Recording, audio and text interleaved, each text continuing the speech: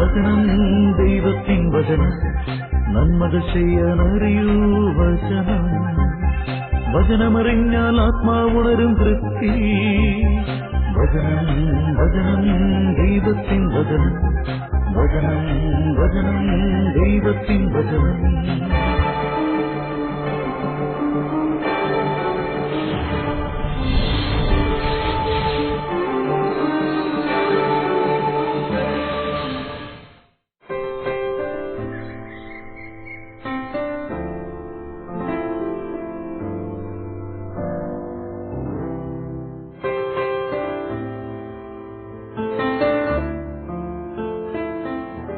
അപ്പച്ചാ ഞാൻ ഇറങ്ങാം. എടാ മോനെ, അമ്മച്ചിയെ വിളിച്ചോണ്ടിട്ട് പോയാ പോരേടാ. അയ്യോ അത് പറ്റില്ല അപ്പച്ചാ. റോഷനും മാത്യു ജമാലും ഒക്കെ സതീശന്റെ വീട്ടിൽ ഇപ്പൊ എത്തിയിട്ടുണ്ടാവും. ഞാൻ ഇപ്പൊ തന്നെ വരും. ഓ, ഇതൊരു 15 മിനിറ്റ് പോരേടാ. എന്റെ അപ്പച്ചാ, 15 മിനിറ്റ് പോയിട്ട് 2 മിനിറ്റ് വൈകിയാ തന്നെ പ്രശ്നം. എക്സാം സ്റ്റാർട്ട് ചെയ്യാൻ 2 മാസം തികച്ചില്ല. അതിനിടയ്ക്ക് കഴിഞ്ഞ ആഴ്ച പനി കാരണം കോളേജിലേക്ക് പോകാനും പറ്റിയില്ല. അല്ലെങ്കിൽ തന്നെ അക്കൗണ്ടൻസിൽ ഞാൻ അല്പം വീക്കാ. ഇനി കമ്പൈൻ സ്റ്റഡിക്കെങ്കിലും കറക്റ്റായിട്ട് ചെന്നാലേ മിസ്സായ പോർഷൻസ് ഒക്കെ എനിക്ക് കവർ ചെയ്യാൻ പറ്റും. ആണോ? എന്നാ കുഴപ്പമില്ല, മോൻ പോയിക്കോ. അല്ല, അപ്പച്ചന് വേറെ എന്തെങ്കിലും ആവശ്യമുണ്ടെങ്കിൽ ഞാൻ പോയിക്കോളാം. പക്ഷെ ഞാൻ ചെല്ലുന്നതിന് മുമ്പ് പോർഷൻസ് ഒക്കെ കവർ ചെയ്ത് കഴിഞ്ഞാ പിന്നെ എനിക്കൊന്നും മനസ്സിലാവില്ല. അതുകൊണ്ടാ. അത് വേണ്ട, മോൻ പോയിക്കോ. ഇത് അപ്പച്ചൻ പോയി കൂട്ടിക്കൊണ്ടുവന്നോളാം. എന്തിന്റെ പേരിലായാലും പഠിപ്പിന്റെ കാര്യത്തിൽ എന്റെ മോൻ പിന്നിലാകാൻ പാടില്ല. അതെനിക്ക് നിർബന്ധം. ഇല്ല അപ്പച്ച, ഞാൻ നല്ല മാർക്ക് വന്നു. അപ്പച്ചൻ കണ്ടോ? അപ്പച്ചന്റെ ആഗ്രഹം പോലെ എന്റെ മോൻ MBA എടുത്തിട്ട് വേണം സാവകാശം നമ്മുടെ ബിസിനസ് ഒക്കെ മോനെ ഏൽപ്പിക്കാൻ. പിന്നെ മോൻ പറഞ്ഞ കാറിന്റെ കാര്യം അപ്പച്ചൻ അന്വേഷിച്ചു. 3-4 മാസം ഡിലേ ഉണ്ടാകുമെന്നാ പറഞ്ഞത്. എന്റെ അപ്പച്ച, ഞാൻ എന്റെ ഒരു ആഗ്രഹം പറഞ്ഞതേ ഉള്ളൂ. എനിക്കിപ്പോ കാറൊന്നും വേണ്ട. മക്കളുടെ ആഗ്രഹം സാധിച്ചു കൊടുക്കുക എന്നുള്ളത് മാതാപിതാക്കളുടെ കടമയാണ്. പിന്നെ ഞാനീ സമ്പാദിച്ചു കൂട്ടുന്നതൊക്കെ നിനക്ക് വേണ്ടി അല്ലെങ്കിൽ പിന്നെ ആർക്ക് വേണ്ടിയാടാ? ഞാനപ്പച്ചനെ ബുദ്ധിമുട്ടിക്കാന്ന് വിചാരിക്കരുത്. ഒന്ന് പോടാ അവിടെ. ബുദ്ധിമുട്ടോ? നമുക്ക് നാളെ തന്നെ പോയി പേയ്മെന്റ് അടച്ച് വണ്ടി ബുക്ക് ചെയ്ത് കളയാം. അപ്പൊ പിന്നെ മോന്റെ എക്സാം കഴിയുമ്പോഴത്തേക്കും വണ്ടി കിട്ടുമല്ലോ. ശരി അപ്പച്ച, എന്നാ ഞാൻ പോയിക്കോട്ടെ. ഇപ്പൊ തന്നെ വൈകി. ഞാനത് മറന്നു. മോൻ ദേ സൂക്ഷിച്ചു പോണേ. ശരി അപ്പച്ച.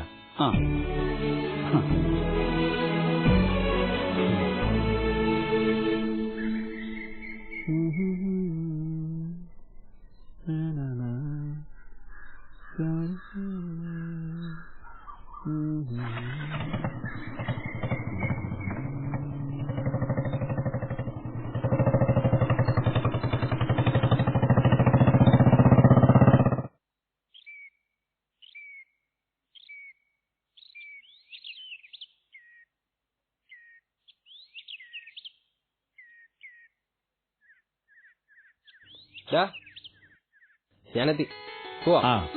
നീ ഇത് എവിടെയായിരുന്നടാ? നേരെ എത്രയും ഞാനിവിടെ കാത്തിരിക്കണം. അതെ, ഞാൻ നിന്നെ പോലെയല്ല. എനിക്ക് വീട്ടിൽ ചോദിക്കാനും പറയാനൊക്കെ ആൾക്കാരുള്ളതാ. അതെന്താ എന്റെ വീട്ടിലെ ആൾക്കാരില്ല അഞ്ഞിട്ടാ? എടാ, അവര് നമ്മുടെ കാര്യത്തിൽ കൈകടത്തുമ്പോ അത് തടയാനുള്ള മിടുക്ക് നമുക്ക് വേണം. എടാ, അതൊരു മിടുക്കായിട്ട് എനിക്ക് തോന്നുന്നില്ല. അതെ, കൊറേയൊക്കെ അപ്പനമ്മമാര് മക്കളുടെ കാര്യത്തിൽ കൈകടത്തുന്നത് നല്ലതാ. എവിടെ? നിന്നോട് പറഞ്ഞിട്ട് ഒരു കാര്യമില്ല. നിന്നെ പോലൊരു പഴഞ്ചൻ. എടാ, അല്പസ്വല്പം പഴഞ്ചനായിരിക്കുന്നതിന്റെ സുഖമേ നിനക്ക് പറഞ്ഞാൽ മനസ്സിലാവില്ല. എടാ, നിന്നോട് എത്ര പറഞ്ഞാലും മനസ്സിലാവില്ലേ? എടാ, എല്ലാ അപ്പനമ്മമാർക്കും മക്കളെ കുറിച്ചുള്ളൊരു തോന്നലുണ്ടാവും. അവരിപ്പോഴും കൊച്ചുകുട്ടികളാണെന്ന്. പക്ഷെ നമ്മുടെ കാര്യപ്രാപ്തി നമുക്കല്ല അറിയൂ. നമുക്കിന്ന് അവരുടെ കയ്യും പിടിച്ച് നടക്കാൻ പറ്റുമോ? കയ്യും പിടിച്ച് നടക്കണ്ട. പക്ഷെ അവര് പറയുന്നതിന് കുറച്ചെങ്കിലും വില കൊടുക്കാലോ. പക്ഷെ നീ ചെയ്യുന്ന എന്താ?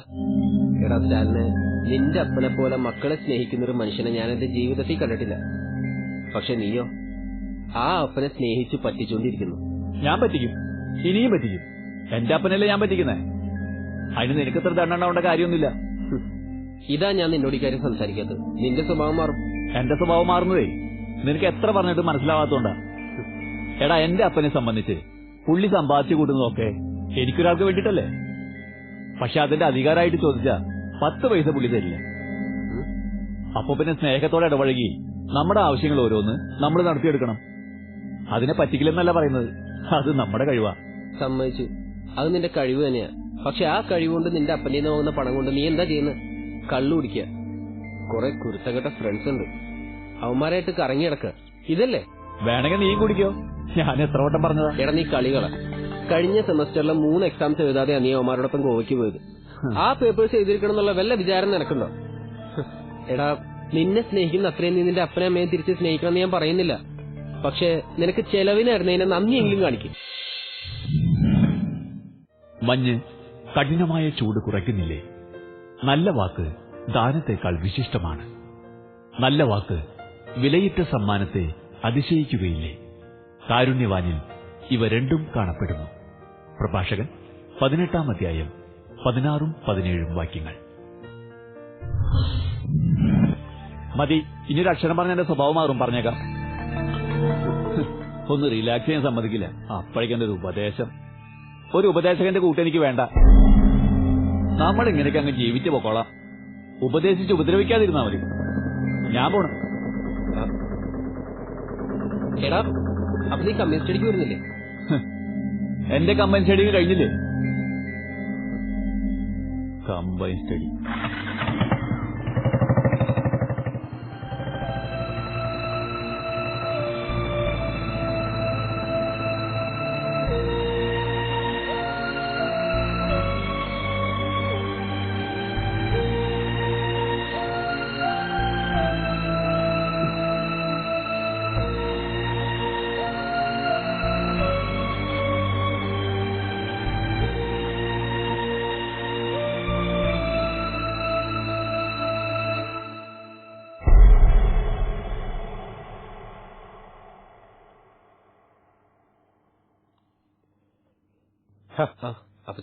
ഇതിലിപ്പോ ഇത്ര വിഷമിക്കാൻ വേണ്ടി എന്താ ഉള്ളത്? ആത്മാർത്ഥമായിട്ട് സ്നേഹിക്കുകയും അവന്റെ ആഗ്രഹങ്ങൾ സാധിച്ചു കൊടുക്കുകയും ചെയ്യുന്ന അവന്റെ അപ്പച്ചനെ അവൻ പറ്റിച്ചുകൊണ്ടിരിക്കുന്നു. അത് ശരിയല്ലെന്ന് നീ പറഞ്ഞപ്പോ അവനത് ഇഷ്ടപ്പെട്ടില്ല. അവൻ നിന്നോട് പിണങ്ങിപ്പോയി. ഓട്ടടാ, അത് പറഞ്ഞു നീ ടെൻഷൻ അടിക്കണെന്തിനാ? ചേട്ടൻ അങ്ങനെ പറയരുത്. എന്റെ മോൻ ചെയ്തതും പറഞ്ഞതും എല്ലാം നല്ല കാര്യമാണ്. അല്ലെന്ന് ഞാൻ പറഞ്ഞോ? പക്ഷെ അത് കേട്ട് അവന് നന്നാവാൻ കഴിഞ്ഞില്ലെങ്കിൽ ഇവനെന്ത് ചെയ്യാൻ പറ്റും? നമുക്കെന്ത് ചെയ്യാൻ പറ്റും? നമുക്ക് ഇതിനൊക്കെ ചെയ്യാൻ പറ്റും. അതിന് അല്പം ക്ഷമ നമ്മൾ കാണിക്കണം. അവന്റെ എതിർപ്പ് വകവയ്ക്കാതെ പിന്തിരിയാതെ അവനെ നല്ല വഴിക്ക് കൊണ്ടുവരാൻ നമുക്ക് കഴിയണം. നമ്മുടെ മകനാണ് ആ കൊച്ചിനെ പോലെ ഇങ്ങനെ നമ്മളോട് പെരുമാറുകയും നമ്മളത് പിന്നീട് അറിഞ്ഞു കഴിയുമ്പോ നമുക്ക് എത്രമാത്രം വിഷമം ഉണ്ടാവുമോ അതുപോലെ തന്നെയല്ലേ ആ കൊച്ചിന്റെ അപ്പച്ചനും. നല്ല കൂട്ടുകാരോടൊത്ത് കൂട്ടുകൂടുക മാത്രം ചെയ്തതുകൊണ്ട് കാര്യമായില്ല. വഴിതെറ്റിപ്പോകുന്നവരെ നേരിന്റെ വഴിയെ നടത്താൻ കഴിയുന്ന നല്ല കൂട്ടുകാരനാവണം നമ്മുടെ മോൻ. അതിന് അവന് സാധിക്കണമെങ്കിൽ നമ്മളല്ലാതെ ആരാ അവന്റെ കൂടെ നിൽക്കുക?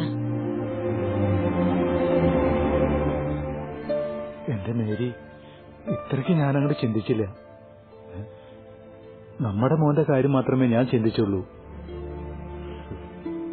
ആരാണെങ്കിലും ഇങ്ങനൊരവസ്ഥയെ കാണുമ്പോ നമ്മുടെ കാര്യം മാത്രമേ ചിന്തിക്കാൻ കഴിയൂ. അപ്പച്ചൻ, കൂട്ടത്തിൽ ഒരാൾക്ക് വഴി തെറ്റിപ്പോയാ നേർവഴി പറഞ്ഞു കൊടുക്കേണ്ട കടമ നമുക്കില്ലേ? അത് നിന്റെ നല്ല മനസ്സാ നിന്നെ അങ്ങനെ തോന്നിപ്പിക്കുന്നത്. ഇനി ഇതിനൊരു പരിഹാരം എന്താണെന്ന് ചിന്തിക്കുക. ഇതിനിപ്പോ ഇത്ര പ്രാധാന്യം കൊടുക്കേണ്ട കാര്യമുണ്ടോ? ഉണ്ട് ചേട്ടാ. ചേട്ടൻ മോനെയും കൂട്ടി ആ കുട്ടിയുടെ അപ്പച്ചനോടുണ്ടായ വിവരം പറയുക. അങ്ങേര് ശ്രമിച്ച് വിജയിച്ചാൽ നമുക്കിങ്ങനെ ഒരു വിഷമത്തിന്റെ കാര്യമില്ലല്ലോ.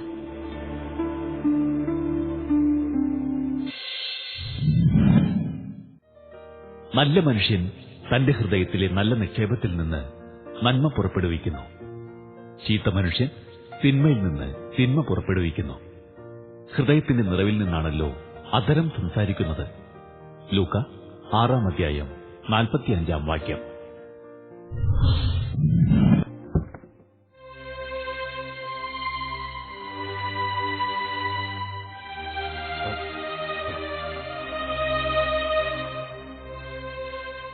ഇപ്പൊ ഈ കാര്യങ്ങളെല്ലാം അങ്കിളിനെ അറിയിക്കണോ വേണ്ടെന്ന് ഞാൻ ആദ്യം ആലോചിച്ചതാ. ആദ്യം വേണ്ടാന്ന് തോന്നിയെങ്കിലും പിന്നീട് വീട്ടിൽ ചെന്ന അപ്പച്ചനോടും അമ്മച്ചിയോടും കാര്യം പറഞ്ഞപ്പോ ഇവരാ പറഞ്ഞത് എന്തായാലും എല്ലാ കാര്യങ്ങളും വന്ന് അങ്കിളിനോട് പറയാൻ. കാരണം അവൻ ഈ പോക്ക് തുടർന്ന് അവന്റെ പഠിപ്പ് എങ്ങനെയായി തീരുന്ന എനിക്ക് അറിയില്ല അങ്കിളെ. അതുകൊണ്ടാ ഞാനിപ്പോ ഇതൊക്കെ. അല്ല, എന്ന് കരുതി സ്റ്റാലിൻ അങ്ങനെ പൂർണ്ണമായിട്ടും നമ്മുടെ കയ്യിൽ നിന്ന് വിട്ടുപോയിട്ടൊന്നുമില്ല. നമ്മൾ വിചാരിച്ചാൽ അവന് നേർവഴിക്ക് കൊണ്ടുവരാവുന്നതേ ഉള്ളൂ. അപ്പോ എന്റെ മോൻ എന്നെ ഇതുവരെ പറ്റിക്കായിരുന്നല്ലേ? റജിക്കറിയാമോ, അവന് വേണ്ടി നാളെ ഇതുവരെ എന്നാൽ കഴിയുന്നതൊക്കെ ഞാൻ ചെയ്തിട്ടുണ്ട്. അവൻ എന്തെങ്കിലും ആഗ്രഹം എന്നോട് പറഞ്ഞാൽ അത് സാധിച്ചു കൊടുക്കുന്നത് വരെ എനിക്ക് വല്ലാത്തൊരു വീർപ്പുമുട്ടില്ല. പകരം ഞാൻ ഒരു കാര്യം മാത്രമേ അവനോട് ആവശ്യപ്പെട്ടുള്ളൂ. പഠിച്ച് നല്ല മാർക്കോടെ പാസ്സാവണം. അത് കഴിഞ്ഞ സാവധാനം എന്റെ ബിസിനസ്സൊക്കെ അവനെ ഏൽപ്പിക്കണമെന്ന ഒരു സ്വപ്നം എനിക്കുണ്ടായിരുന്നു. അതെല്ലാം ഇപ്പോ വെറുതെയായി അല്ലേ? ശിക്ഷണം ലഭിക്കാത്ത പുത്രൻ തന്നിഷ്ടക്കാരനാകും. പുത്രനെ അമിതമായി ലാളിച്ചാൽ അവൻ നിന്നെ ഭയപ്പെടുത്തും. പ്രഭാഷകൻ 30-ാം അധ്യായം 9-ാം വാക്യം. അങ്ങനെയൊക്കെ പറയാൻ മാത്രം അതിനു മാത്രം ഇവിടെ ഇപ്പൊ ഒന്നും സംഭവിച്ചിട്ടില്ലെങ്കിൽ കാര്യം അവൻ കുറച്ചൊന്ന് ഉഴപ്പി. കഴിഞ്ഞ സെമസ്റ്ററിൽ 1-2 എക്സാംസ് എഴുതിയില്ല. അതിപ്പോ അവൻ വിചാരിച്ച ഈ സെമസ്റ്ററിൽ എഴുതി എടുക്കാവുന്നേ ഉള്ളൂ.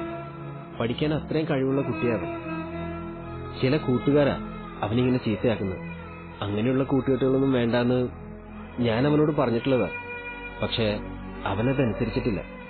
എന്നാ പക്ഷെ അങ്കിള് പറഞ്ഞ അവനത് മനസ്സിലാവും, അനുസരിക്കുകയും ചെയ്യും. എനിക്ക് തോന്നുന്നില്ല മോനെ, ഇത്രയൊക്കെ ഞാൻ അവനെ സ്നേഹിച്ചിട്ടും ഒരു മടിയും കൂടാതെ അവൻ എന്നെ പറ്റിച്ചില്ലേ? എന്നിട്ട് പിന്നെ ഞാൻ പറഞ്ഞ അവൻ എന്നെ അനുസരിക്കുമോ? അനുസരിക്കും അങ്കിള്, അതെനിക്ക് ഉറപ്പുണ്ട്. അങ്കിൾ അറിയാതെ കൂട്ടുകൂടി എന്തെങ്കിലുമൊക്കെ ചെയ്യുന്നല്ലാതെ അങ്കിളിനെ ധിക്കരിക്കാൻ മാത്രം അവനത്ര നശിച്ചു പോയിട്ടൊന്നുമില്ല. അവനെ നമുക്ക് മാറ്റിയെടുക്കാവുന്നതേ ഉള്ളൂ. പിന്നെ ഞാനിപ്പോ ഇങ്ങനെ ഉപദേശിക്കുന്നത് കാരണം അവൻ എന്നോടിപ്പോ അത്ര വലിയ കമ്പനിയൊന്നുമില്ല. ഇപ്പൊ തന്നെ അവൻ എങ്ങനെ പ്രതികരിക്കുമെന്ന് അറിയാതെയാ ഞങ്ങൾ ഇങ്ങോട്ട് വന്നത്.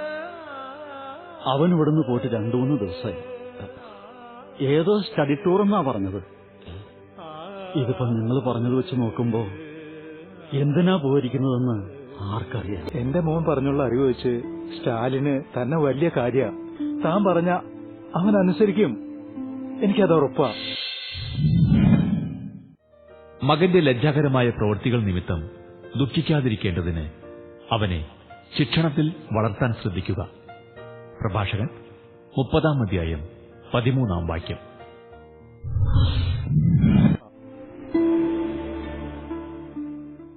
എടാ, നീ എന്തിനെ കാണണമെന്ന് പറഞ്ഞത്? അത്യാവശ്യമാണെന്ന് പറഞ്ഞോണ്ടാ ഞാൻ വീട്ടിൽ പോലും പോകാതെ നേരെ ഇങ്ങോട്ട് പോകുന്നത്. ഞാൻ 2 ദിവസം കൂടി ഉണ്ടായിരുന്നില്ലേ? എടാ, ഞാൻ നിന്നിങ്ങനെ ഉപദേശിക്കുന്നു ഒന്നും നിനക്ക് തീരെ ഇഷ്ടാവുന്നില്ല എന്ന് എനിക്കറിയാം. എന്നിട്ടും ഞാൻ പിന്നെ ഇത് പിന്നെയും പിന്നെ ഇങ്ങനെ പറയുന്നത് നീ നിന്റെ ചീത്ത സ്വഭാവം നിർത്താൻ വേണ്ടിയിട്ടാ. ഒന്ന് പോടാ അവിടുന്ന്. എടാ, നിന്നെ പോലുള്ള പഴഞ്ചൻ ചിന്താഗതിക്കാർക്ക് ഇതൊരു ചീത്ത സ്വഭാവമായിട്ട് ചിലപ്പോ തോന്നും. പക്ഷെ എന്നെ സംബന്ധിച്ച് ഇതൊരു ചീത്ത സ്വഭാവമല്ല. ഞാനൊക്കെ എന്റെ ലൈഫ് എൻജോയ് ചെയ്യാം. അത് പിന്നെ ഈ പ്രായത്തിലല്ല, അത് പിന്നെ ഏത് പ്രായത്തിലാടാ? എടാ, ലൈഫ് എൻജോയ് ചെയ്യേണ്ടെന്നൊന്നുമല്ല ഞാൻ പറഞ്ഞത്. അത് നിന്റെ കരിയർ നശിപ്പിച്ചുകൊണ്ടാവരുത്. ഇങ്ങനെ ക്ലാസ്സിലും കയറാതെ എക്സാം എഴുതാതെ നടന്നു കഴിഞ്ഞാൽ നീ എങ്ങനെയാടാ പാസ്സാവുന്നത്? ഞാൻ പറഞ്ഞ നീ കേൾക്കില്ലെന്ന് എനിക്കറിയാം. അതുകൊണ്ടാ ഞാൻ നിന്റെ കാര്യങ്ങളൊക്കെ നിന്റെ അപ്പച്ചനോട് എന്ന് പറഞ്ഞത്. എന്തോന്ന്? അതേടാ, നീ ഈ പോക്ക് പോയി കഴിഞ്ഞാൽ കൂടുതൽ വഷളാവേ ഉള്ളൂ. അതുകൊണ്ട് എല്ലാ കാര്യങ്ങളും നിന്റെ അപ്പച്ചനോട് പറയല്ലാതെ എനിക്ക് വേറെ വഴിയുണ്ടായിരുന്നില്ല. എന്താണ് നീ പറഞ്ഞത്? സൂര്യവാസം കാണിക്കുന്നു. ഞാൻ എങ്ങനെ നടന്നാലും നിനക്ക് എന്താടാ? എന്നെ നന്നാക്കാൻ നീ ആരടാ? പറടാ. എടാ, പറയാൻ ഞാൻ നിനക്ക് ആരുമല്ലായിരിക്കാം. പക്ഷെ നീ എനിക്ക് എന്റെ പ്രിയപ്പെട്ട കൂട്ടുകാരനാ. നിന്നെ അങ്ങനെ നാശത്തിലേക്ക് തള്ളിവിടാൻ എനിക്ക് തോന്നിയില്ല. അതുകൊണ്ടാ എല്ലാം ഒപ്പിച്ചു വെച്ചിട്ട് നീ നിന്ന് ന്യായം പറയുന്ന. വേണ്ടാ, എനിക്ക് നിന്നെ കൂട്ടു വേണ്ട. ഒരു പ്രാവശ്യം ഞാൻ പറഞ്ഞതാ ഇനി നീയായിട്ടൊരു ഫ്രണ്ട്ഷിപ്പ് ഇല്ലാന്ന്. ഇനി എന്റെ കൺവെർട്ടർ പോലും നിന്നെ കാണരുത്. സ്റ്റാലിനെ, നീ ഞാൻ പറയുന്നു കേൾക്ക്. പിന്നെ ഇതിന്റെ പേരിൽ ഇനി എന്റെ വീട്ടിൽ എന്തെങ്കിലും പ്രശ്നം ഉണ്ടായാൽ അന്ന് നിന്റെ അവസാനമായിരിക്കും. അത് നീ ഓർത്തോ?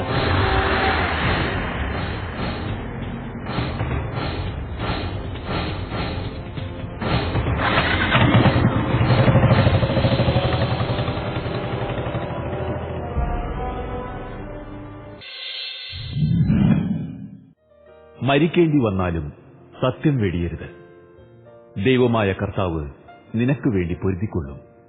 പ്രഭാഷകൻ 4-ാം അധ്യായം 28-ാം വാക്യം.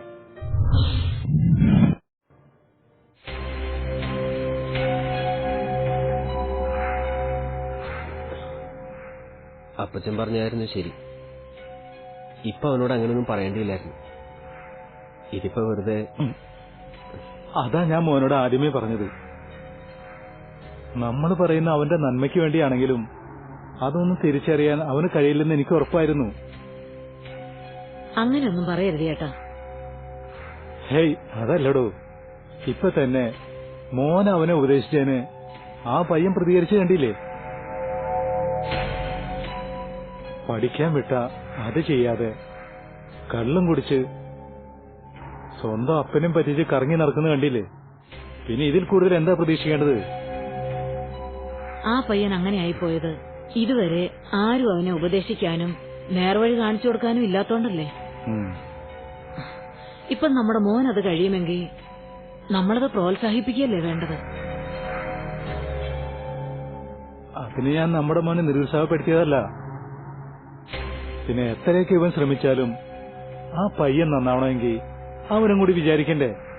അപ്പച്ചൻ പറയുന്നതിനും കാര്യമുണ്ടമ്മച്ചി. ഇപ്പൊ തന്നെ അവനെ ചെന്ന് ഉപദേശിച്ചുകൊണ്ട് എന്താ ഗുണമുണ്ടായത്? അവൻ എന്നോടുണ്ടായിരുന്ന സൗഹൃദം ശത്രുതയിലേക്ക് മാറി. അതേസമയം ഞാനൊന്നും മിണ്ടാതിരുന്നെങ്കിൽ ഒന്നും സംഭവിക്കില്ലായിരുന്നു. അതെന്തോ ആയിക്കോട്ടെ. ഒരു തവണ ആ പയ്യൻ നിന്നോട് ശത്രുതയോടുകൂടി പെരുമാറിയെന്ന് കരുതി മോൻ വിഷമിക്കണ്ട. ഞാൻ നേരത്തെ പറഞ്ഞില്ലേ, ഇത് കണ്ടില്ല കേട്ടില്ല എന്ന് കരുതിയിരുന്നെങ്കിൽ ഒരു നല്ല കൂട്ടുകാരനാവാൻ മോന് കഴിയുമായിരുന്നില്ല. മറിച്ച് അവന്റെ തെറ്റുകൾ മനസ്സിലാക്കി കൊടുത്ത് നേർവഴിക്ക് കൊണ്ടുവരാനാ മോൻ ശ്രമിച്ചത്. മോൻ ചെയ്യേണ്ടത് നല്ല രീതിയിൽ തന്നെ ചെയ്തു. എനിക്കുറപ്പുണ്ട് അത് വെറുതെ ആവില്ലെന്ന്. എനിക്ക് അതല്ല പേടി. ഇനി ഇതിന്റെ പേരിൽ ആ ചെറുക്കൻ നമ്മുടെ മോനെ ഉപദ്രവിക്കാൻ പറ്റോ ചെയ്യുമെന്നാ? അങ്ങനെയൊന്നും അവൻ ചെയ്യില്ല അപ്പച്ച. അതെനിക്ക് ഉറപ്പാ. കാരണം അവൻ നല്ലവനാ. ഇപ്പോഴുള്ള ഈ സ്വഭാവത്തിനൊക്കെ കാരണം അവന്റെ ചില കൂട്ടുകാരാ. എന്നോട് തന്നെ എത്ര നാളായവൻ കൂട്ടുകൂടിയിട്ട്. ഈ അടുത്ത് ഇതെല്ലാം അവൻ എന്നോട് തുറന്നു പറഞ്ഞത് ഇപ്പൊ ഈ കമ്പനി സ്റ്റഡിക്ക് വന്നപ്പോഴല്ലേ. അങ്ങനെ പഠിക്കാൻ അവൻ വന്നത് അവന് പഠിക്കണം, ജയിക്കണം എന്നൊക്കെ ആഗ്രഹമുള്ളതുകൊണ്ടല്ലേ. മോനെ, നീ അവനു വേണ്ടി ചെയ്യാനുള്ളതൊക്കെ ചെയ്തു. ഇനി നമുക്ക് ചെയ്യാനുള്ളതോ അവൻ നല്ല വഴിക്ക് വരാൻ അവനു വേണ്ടി പ്രാർത്ഥിക്കുക എന്നുള്ളതാണ്. ഇപ്പോ അമ്മച്ചി മോനെ ഇങ്ങനെ പറയുന്നത് കേൾക്കുമ്പോ എനിക്ക് തോന്നുന്നു ആ പയ്യൻ ചിലപ്പോ നന്നാവുന്നു. അമ്മച്ചി, അപ്പച്ച, നിങ്ങൾ കണ്ടോ, ഇനി അവൻ എന്നെ എന്തൊക്കെ പറഞ്ഞാലും ശരി, ഞാൻ അവനൊരു നല്ല മനുഷ്യനാണ്. എനിക്ക് ആ പ്രദീപിന്റെ വീട് വരെ ഒന്ന് പോകണം. ഞാൻ പോയിട്ട് വരാം.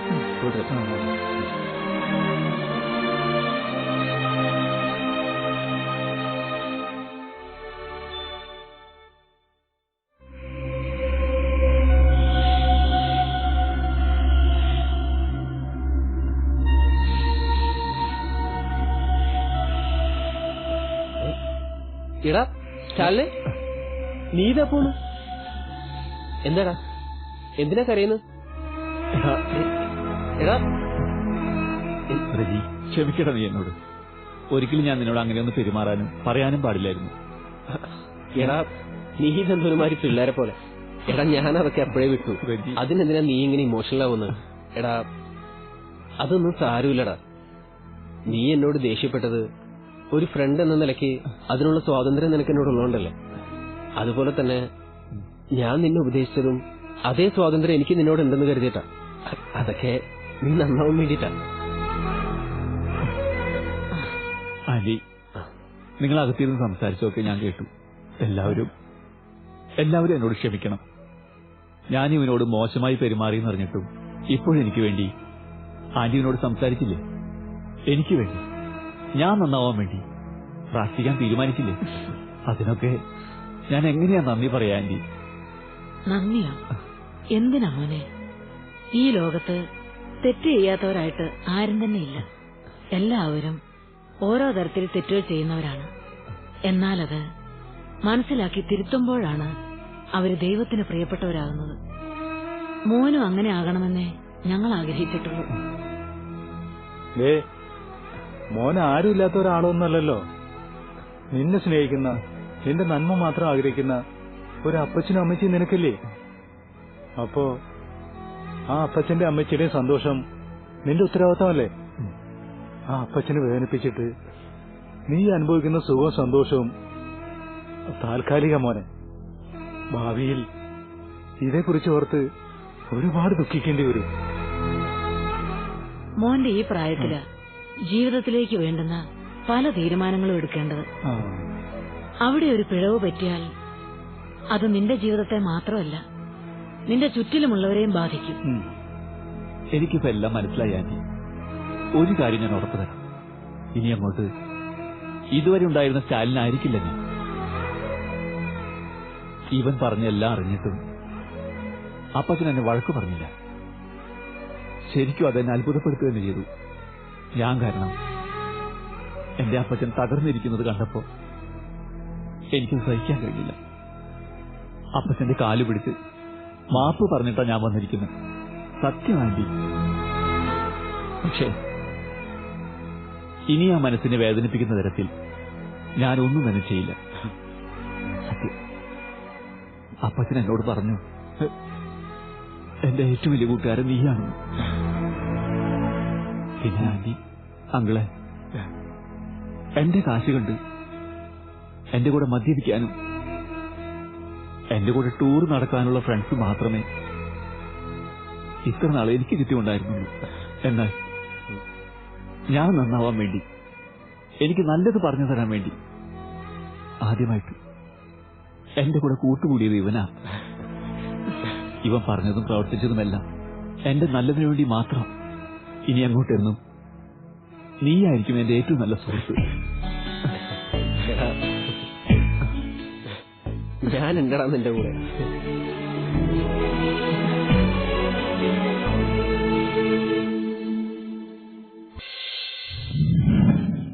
വിശ്വസ്തനായ സ്നേഹിതൻ ബലിഷ്ഠമായ സങ്കേതമാണ്.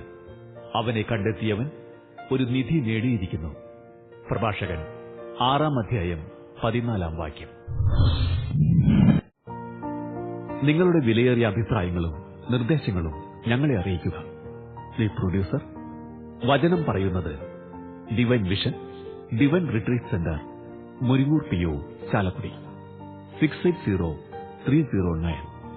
ഫോൺ 8891952600. ഇമെയിൽ വചനം പറയുന്നത് @gmail.com.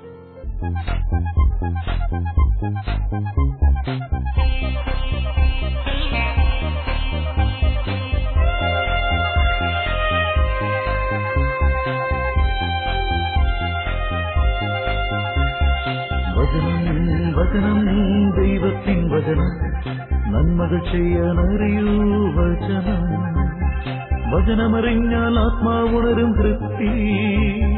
വചനം വചനം ദൈവത്തിൻ വചനം, വചനം വചനം ദൈവത്തിൻ വചനം.